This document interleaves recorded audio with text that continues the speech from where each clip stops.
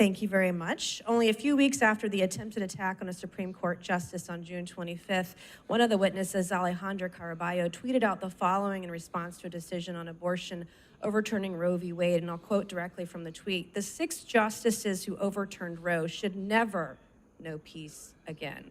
It is our civic duty to accost them every time they're in public. They are pariahs. Since women don't have their rights, these justices should never have a peaceful moment in public again." I know something about being accosted. The night of January 5th, I was physically accosted on the streets of DC in Navy Yard by a constituent of mine. I fervently blamed rhetoric on social media, rhetoric at public events, for being physically accosted. I carry a gun everywhere I go when I am in my district and I'm at home, because I know personally that rhetoric has consequences. I've had my car keyed. I've had my house spray painted. I had someone trespass in my house as recently as August.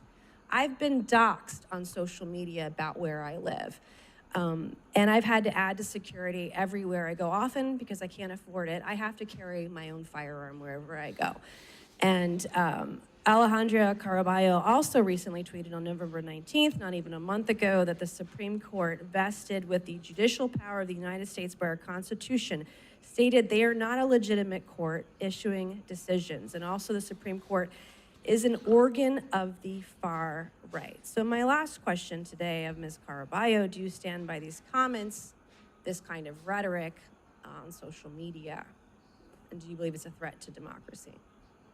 Thank you, Representative, for the opportunity to clarify and provide context to my tweets. I have a question: is it yes or no? Do you believe your rhetoric is a threat to democracy when you're calling to accost a branch of government, the Supreme Court?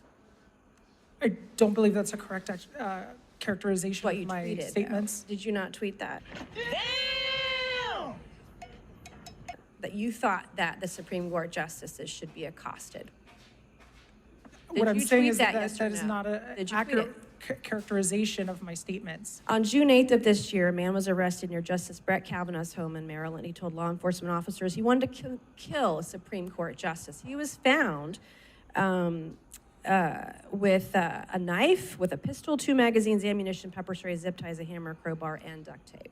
The threats that members of Congress, the threats that branches of government face on the left and the right, as was mentioned by the chairman earlier in the committee hearing, what happened to the speaker's husband is every member's worst nightmare. So it's clear to me that we have to call out the threats to our democracy emanating from wherever they come, whether it's the right or the left. It is incumbent upon every one of us to call it out on both sides of the political spectrum and recommit ourselves to the Constitution and the rule of law.